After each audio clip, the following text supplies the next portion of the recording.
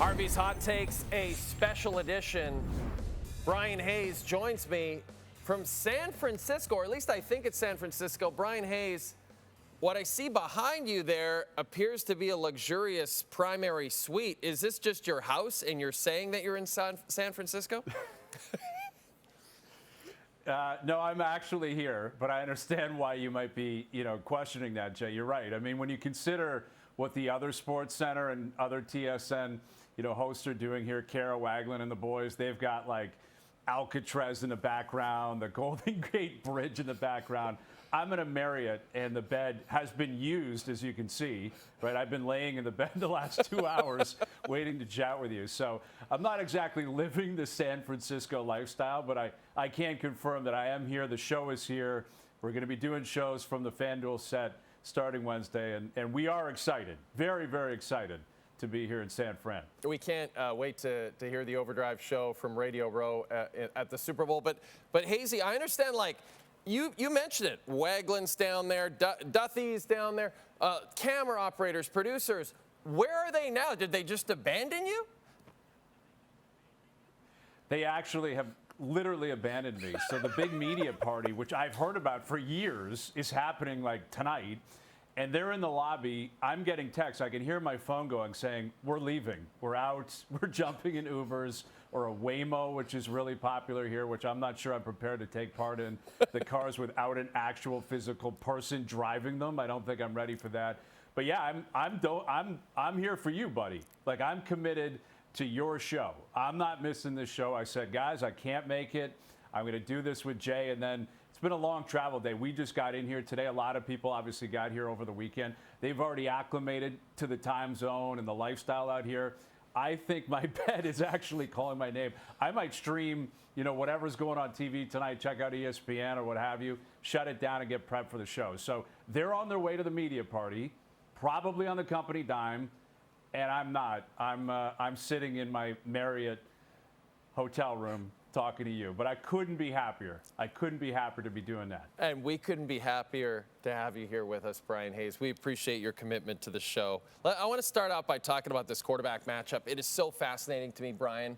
You got Sam Darnold, disastrous end to the season last year with the Vikings, as you know, and that label really stuck with him. Can he win the big game? Well, he's won a ton of big games to get to this Super Bowl 60, but I get the feeling unless he wins this weekend, that not winning the big game label will stick with Sam Darnold. On the other side, you have Drake Maye, just his second season in the league, MVP candidate. He gets to the big game before Caleb Williams and Jaden Daniels do, the guys who are drafted ahead of him. So my question for you is, who do you trust more between these two quarterbacks, Bryan, entering Super Bowl 60? I trust Drake Maye more than Sam Darnold, partially because of that reputation that I don't think is like officially been taken off Sam Darnold, even though he played so well a couple of weeks ago in the championship game. He was so good, and he's been great this year. And for the most part, he was great last year in Minnesota until the end, like you pointed out, in Week 18 and into the playoffs. But I trust Drake Maye for a few different reasons. One, I trust the coach that he has. I trust Mike Vrabel actually instilling a system here and a game plan that'll be Super Bowl prepped. I'm not convinced that's going to come in Seattle with Mike McDonald, who is new to the dance, like Sam Darnold.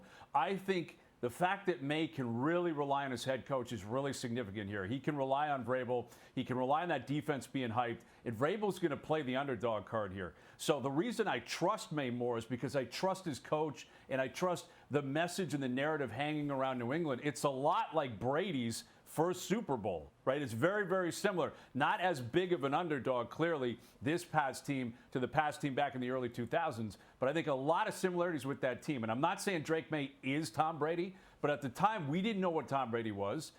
But I think we could trust Bill Belichick. We could trust that they were underdogs and they were going to show up and fight.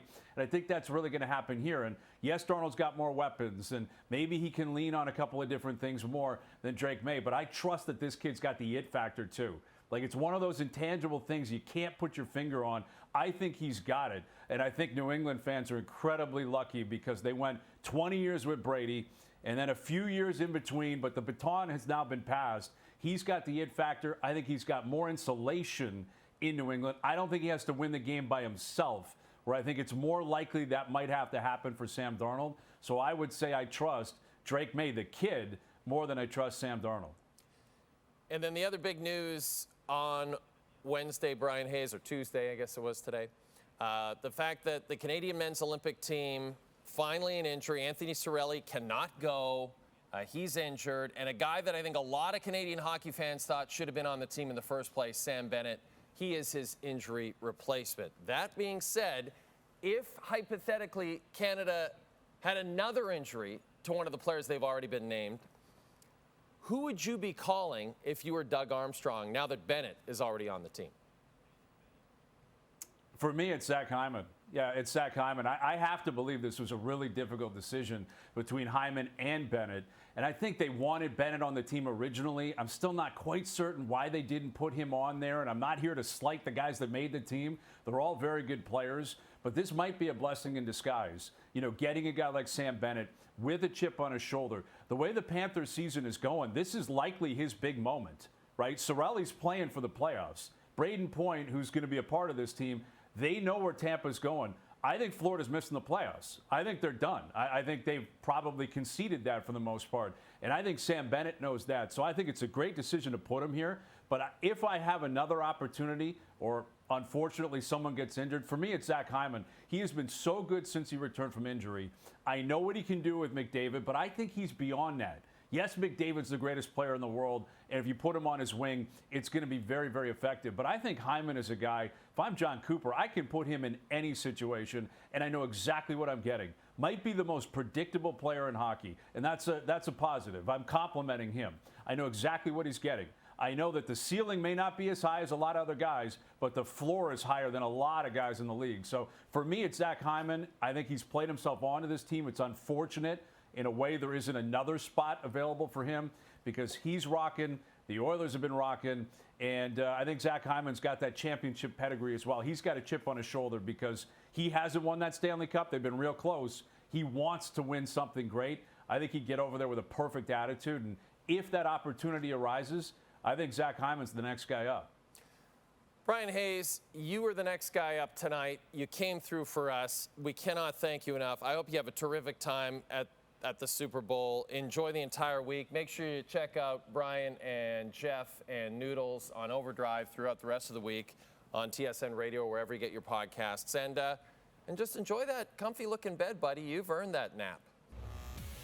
Hot Takes is presented by Harvey's. Harvey's Pickle Poutine is back. And for a limited time, get deep-fried pickles for only $3. Harvey's, it's a beautiful thing.